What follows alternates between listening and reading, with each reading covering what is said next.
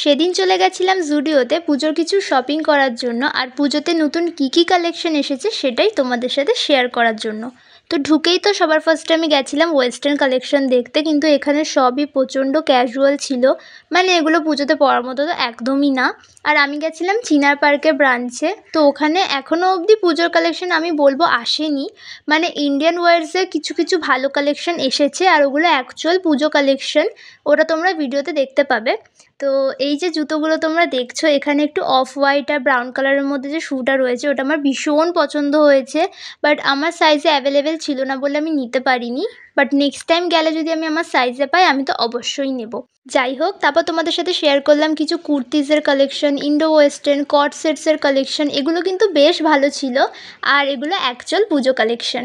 কিন্তু তোমরা যদি এখন যাও, এখন তোমরা ভালোভাবে পুজোর শপিংটা করতে পারবে, কারণ পুজোর কিন্তু আর বেশি দিন বাকি নেই, আর নতুন সব কালেকশন ঢুকে গেছে।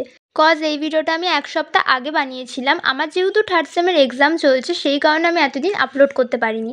সো এখন যদি তোমরা যাও, এখন কিন্তু তোমরা ভালোভাবেই শপিং করতে পারবে, কারণ পুজো কিন্তু আর বেশি দিন বাকি নেই। সো যাই হোক, আমি ওখানে আরও একটা জিনিস নোটিস করলাম, ওখানকার ইন্টেরিয়ার ডেকোরেশনটা একটু চেঞ্জ করেছে, কারণ এই যে nail polish, makeup, wet wipes, makeup remover, clutcher etcetera যে জিনিসগুলো, এগুলো আগে সামনের দিকে ছিল, বাট এখন বিলিং কাউন্টারের সামনে নিয়ে এসছে। তো তোমরা বিলিং করতে করতে কিন্তু আরও টুকটাক জিনিস তোমাদের ব্যাগে অ্যাড করে নিতে পারবে।